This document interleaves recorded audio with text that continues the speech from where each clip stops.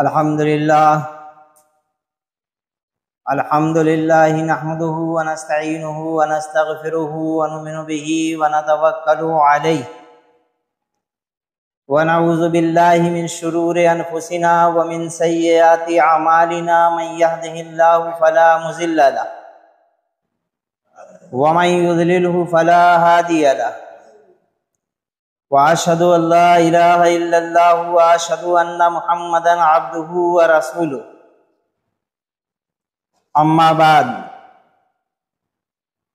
अऊज़ु बिल्लाहि मिनश शैतानिर रजीम, बिस्मिल्लाहिर रहमानिर रहीम। वला तक़्तुलू औलादकुम खश्यता इमलाक़ नहनु नरज़ुकुहुम व इय्याकुम इन्ना क़त्लहुम कान ख़ितअन कबीरा।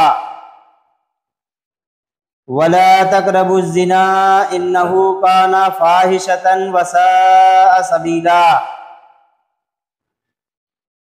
क़ाल अल्लाहु तबारक व तआला वल्लज़ीना ला यदऊन मअल्लाहि इलाहन आखर वला यक़्तुलून अन-नफ़्सल्लती हर्रमल्लाहु इल्ला बिल-हक़्क़ वला यक़्तुलून अन-नफ़्सल्लती हर्रमल्लाहु इल्ला बिल-हक़्क़ वला यज़नून वमन यफ़अल ज़ालिका यल्क़ा असामा। सदक़ल्लाहुल अज़ीम। मोहतरम बुजुर्ग हजरात और नौजवान भाइयों, अस्सलामु अलैकुम वरहमतुल्लाहि वबरकातुहू।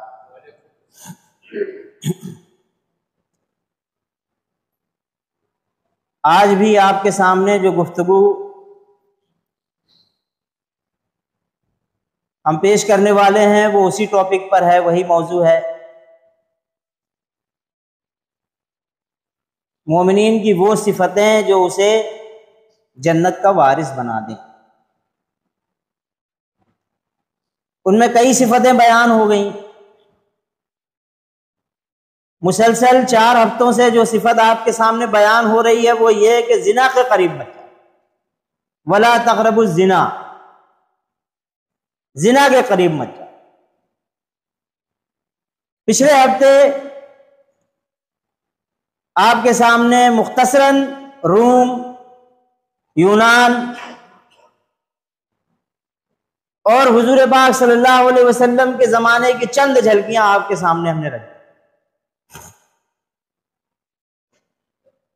और इशारतन ये बात भी आपके सामने हमने रख दी थी कि इस्लाम ये नहीं चाहता कि इंसान जुर्म की या मुजरिम बनकर अपनी जिंदगी गुजारे, बल्कि शिद्दत से उसकी इस्लाह करता है। और वो इस्लाह के कौन कौन से लवाजमात हैं उसकी तरफ भी हमने चंद एक इशारे कर दिए। दुनिया के अंदर जिस जिना को मायूब समझा जाता है वो जिना बिल जबर है।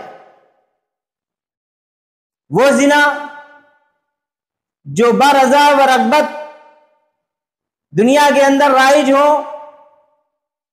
उसको दुनिया के लोग बहुत हल्का समझते हैं, बल्कि उसके मुतालिक कोई कानून ही नहीं बनाया। तमाम तर पिछली तरक्कियात में जो गुजरी हुई कौमें हैं उन्होंने भी इसी पर्पस से अपने कानून बनाए और बड़े सख्त तरीन कानून बनाए।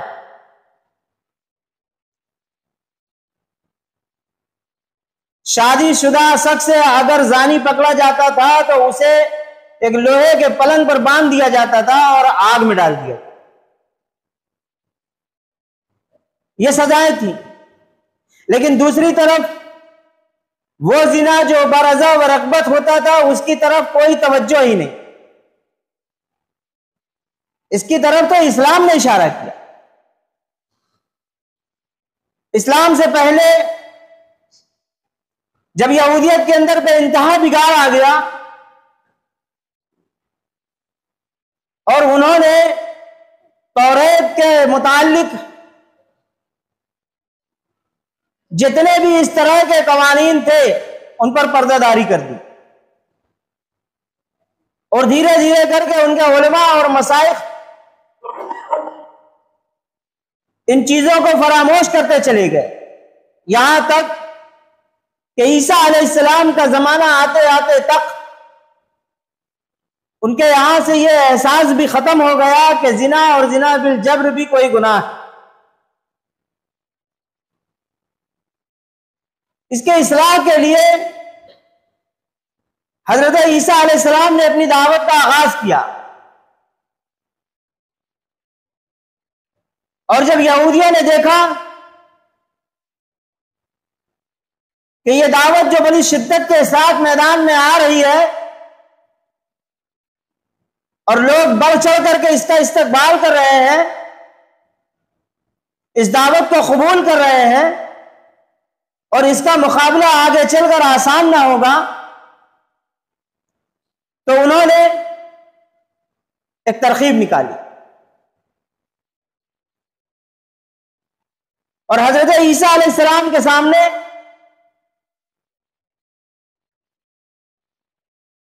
एक बाजारी औरत को जिना का मुजरिम बना करके ले आई और आपके सामने उसे पेश करके कहा कि हजरत, ये औरत जानिया है, इसके मुताल्लिक आप फैसला फरमा दें। और ये अमल जब वो कर रहे थे, पीछे से उनका एक ग्रुप ये काम कर रहा था जो उलमा और मसाखियों का ग्रुप था। उस दौर के बड़े बड़े राहिब थे, वो आवाम को बरगला कर एक मजमे की शक्ल में हजरत ईसा अलैहिस्सलाम के सामने ले आए। इससे मनसा उनका यह था कि हजरत ईसा अलैहिस्सलाम को इतना मजबूर कर दिया जाए कि वो इसके मुतालिक कोई ना कोई फैसला जरूर करें, और वो जो भी फैसला करेंगे हम उन्हें फांस लेंगे। गोया एक तरफ उनके खाई होगी और दूसरी तरफ कुआं।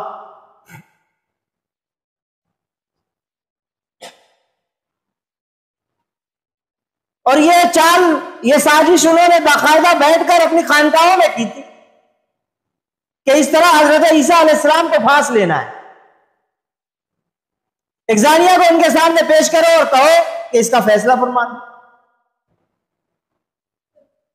अब अगर यह फैसला शरीयत के खिलाफ कर दें तो पूरी आवाम के सामने यह वावीला किया जाए कि लो साहब, ये बड़े निराले पैगंबर वाजे हुए हैं, बात तो कह रहे हैं कि जो कुछ तौरात में है मैं उसकी तस्दीक करने वाला हूं, और फैसला शरीयत के खिलाफ कर रहे हैं। जैसे ही ये फैसला करेंगे, हुकूमत के सामने भी ये बात वाज़ेह कर दी जाएगी कि लो साहब, ये तो मुल्क के कानून के गद्दार हैं, इस मुल्क के कानून को ये हरगिज़ तस्लीम नहीं करते। एक जानिया को शरीयत के मुताबिक फैसला दे, इस तरह हुकूमत के सामने पेश करके उन्हें एक मुजरिम करार देकर जेल में डलवा दे। और अगर वो शरीयत के मुताबिक देते हैं तो ये तो उनके साथ होगा ही, और अगर खिलाफ जाते हैं तो दूसरी तरफ कि ये नए निराले रसूल आ गए हैं साहब, जो शरीयत के खिलाफ फैसले दे रहे हो तो औरत के खिलाफ जा। इस तरह एक तरफ हुकूमत को उसका दुश्मन बना देंगे, दूसरी तरफ आवाम को भड़का देंगे। हजरत ईसा अलैहिस्सलाम के खिलाफ आवाम भी हो जाएगी और हुकूमत भी हो जाएगी। हजरत ईसा अलैहिस्सलाम ने इस बात को भांप लिया और उन्होंने वो चाल, वो साजिश उन्हीं के ऊपर पलट दी। आपने फैसला फरमाया कि तुम में से जो पाक दामन हो इफ्फत मआब हो, वो सारे लोग इसको पत्थर मारे रज्म कर। हैरत की बात है, कोई एक शख्स भी आगे नहीं बढ़ा पत्थर उठाने के लिए कि वो पत्थर उठा करके उस जानी पर बरसा दे, जबकि उसके अंदर उलमा और मसाइक और खानकाहों के बड़े बड़े राहिब मौजूद थे, वो बड़े बड़े फकीह मौजूद थे जो कुरान हदीस की तावीलात किया करते थे। उनमें भी कोई एक शख्स ऐसा ना निकला जो पाक दामन हो। ये हालात बपा थे उस वक्त, और मुल्क के अंदर जिना के खिलाफ कोई कवानीन मौजूद नहीं थे।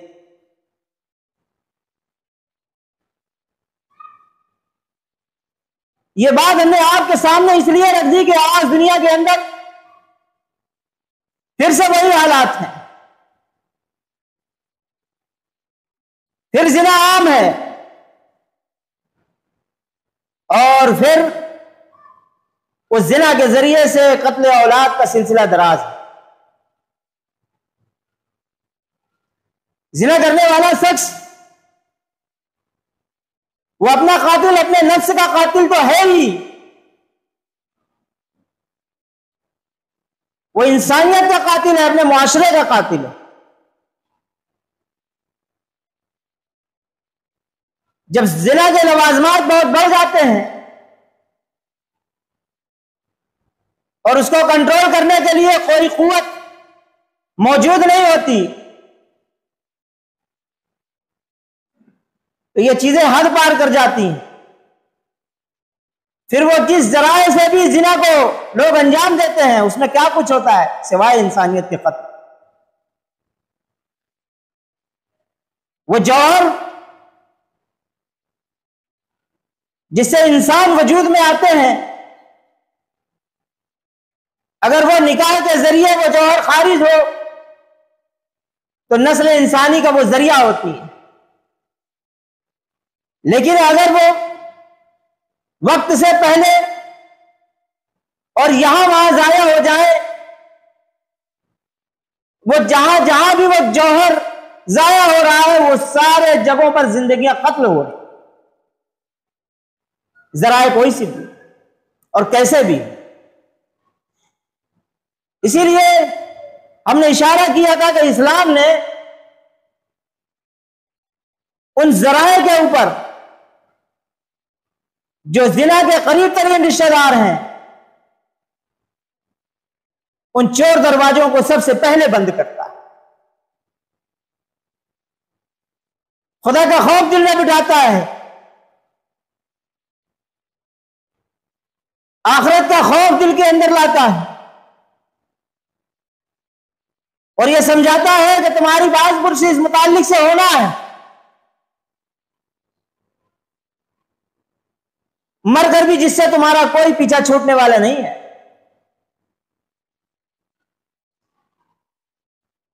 इसलिए अल्लाह पाक ने उन तमाम चोर दरवाजों की तरफ कुरान मजीद के अंदर इशारा कर दिया, और यहां तक यह इशारा कर दिया कि कोई औरत रास्ता चलते हुए खुशबू का भी इस्तेमाल ना करे, कोई ऐसी चीज पहनकर भी ना निकले जिसमें आवाज पैदा हो, और मर्द उसकी तरफ रागिब हो या उसको तवज्जो दें। फिर सिर्फ यही नहीं, बल्कि हमने तो आपको यह तक बताया था कि औरत को तेज आवाज में कुरान पढ़ने से भी मना कर दिया गया। लेकिन जब बिगाड़ पैदा होता है, जब उम्मतें बिगड़ती हैं, तो उनके अंदर अजीम तरीन बिगाड़ आता है। आज हमारे अंदर भी यहूदियों से कम बिगाड़ तो मौजूद नहीं। हुजूर के जमाने में एक केस इसी तरह का हुजूर के सामने लाया गया। यहूदियों ने पेश किया, एक औरत को कहा कि यह जानिया है, इसका फैसला फरमा दें।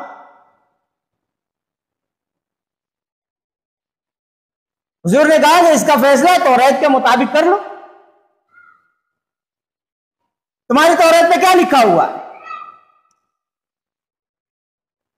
उन्होंने कहा कि बस ये है कि एक जानी को गधे पर बिठा दिया जाए, उसका सर मूंड दिया जाए और मुंह काला कर दिया जाए। हुजूर ने कहा नहीं, तुम तौरात लेकर आओ। यहूदी उलमा तौरात लेकर आए हुजूर के पास, और हुजूर ने कहा कि फला फला आयतों को निकालो। और जब उन्होंने निकाला तो वो आयत जो आयत रज्म थी उसके ऊपर ऐसा हाथ रखा, उसके ऊपर की आयत पढ़ते थे और नीचे की आयत पढ़ते थे, बीच की छुपा जाते। हुजूर ने कहा कि जरा अपना हाथ अलग कर। और जब उन्होंने हाथ अलग किया तो उस जगह पर आयत रज्म मौजूद थी। ये खसलत जो यहूदियों के अंदर हुजूर के जमाने में पाई जाती और उससे ज्यादा कबीर खसलत हजरत ईसा अलैहिस्सलाम के जमाने में उनके अंदर पाई गई। वो दोनों खसलतें आज उम्मत के अंदर देखी और पाई जाती। आप गौर करेंगे तो आपको नजर आए।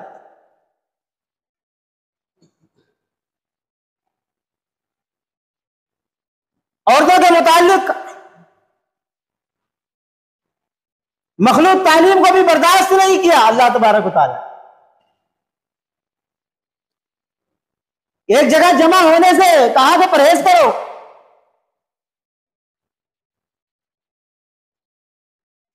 और हमारे यहां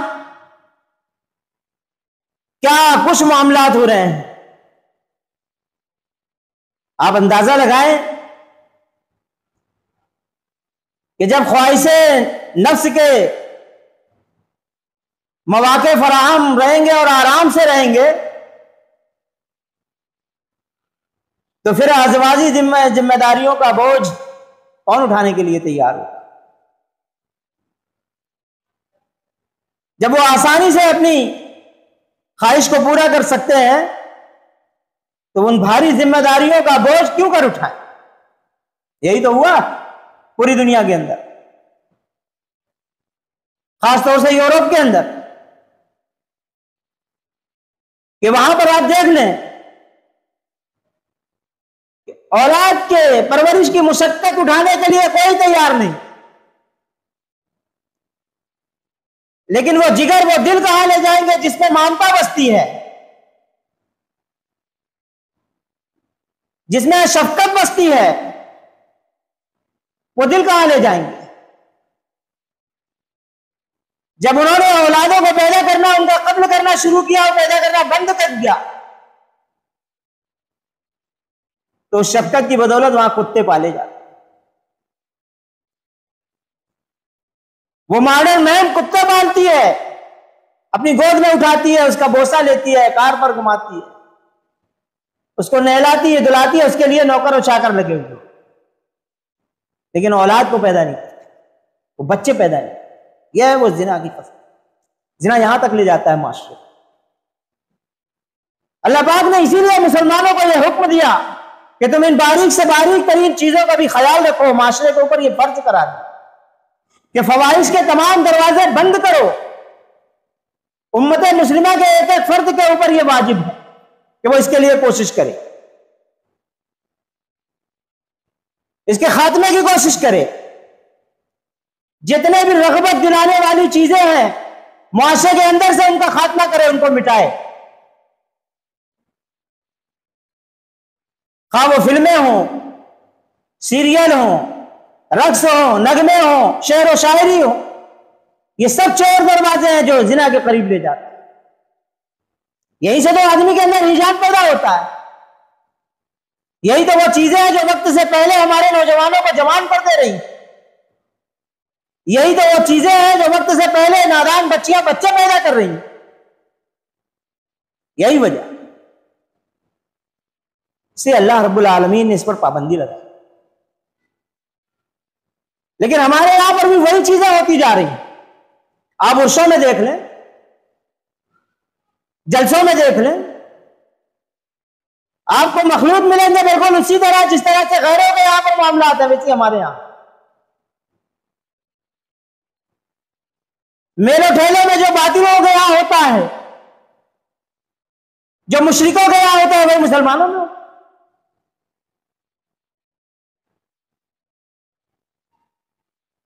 एक महज़िब इंसान उन दरगाहों पर जो तमाशे होते हैं उसको देखकर शर्मशार हो जाए।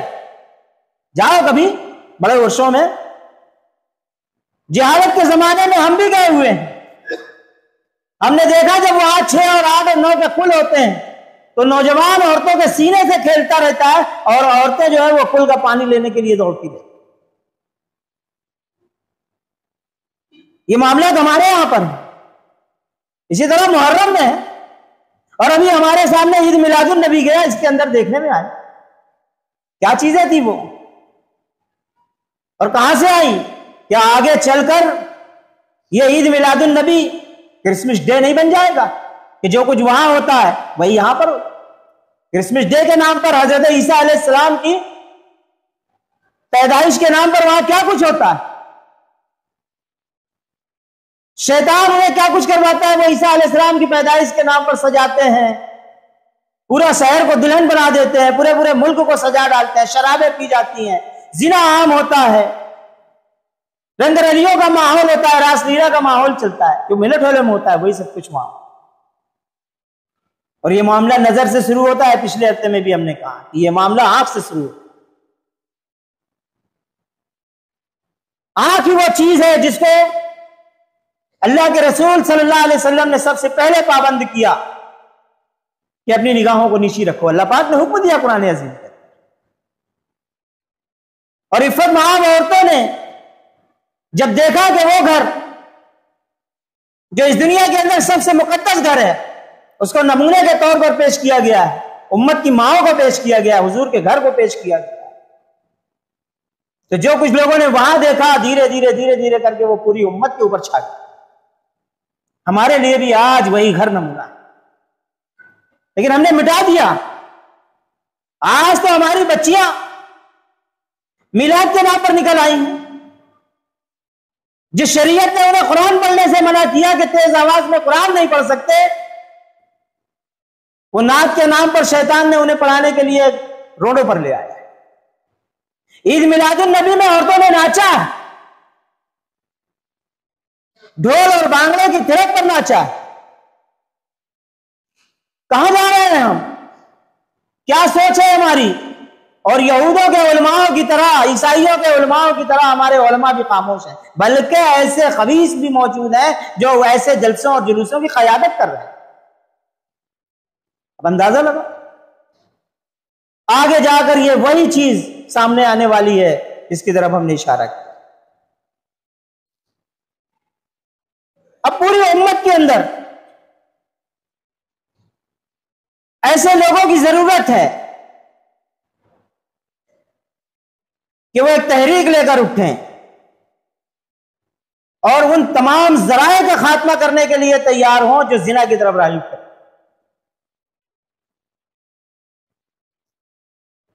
जिना एक ऐसी चीज है कि जिस मुआशरे के अंदर फैल जाए वो मुआशरा तबाह हो जाता है, और अगर इसके अंदर इस्लाह करने वाले लोग मौजूद ना हो तो अल्लाह पाक की तरफ से अजाब आता है। ऐसी कौमें गुजरी हैं जिन पर सिर्फ इसी वजह से अल्लाह तबारक व तआला ने अजाब भेज दिया कि उनके अंदर कोई इस्लाह करने वाले लोग मौजूद नहीं थे। जिना की तस्रीहात में भी बहुत सारी चीजें बाकी हैं जो आपके सामने इंशाअल्लाह अगले हफ्ते में आएगी। वक्त तो पूरा हो गया, इसलिए हम अपनी बात को यहीं पर रोक देते हैं। रब्बना तक़ब्बल मिन्ना इन्नका अंतस समीउल अलीम व तुब अलैना इन्नका अंतत तव्वाबुर रहीम व आखिर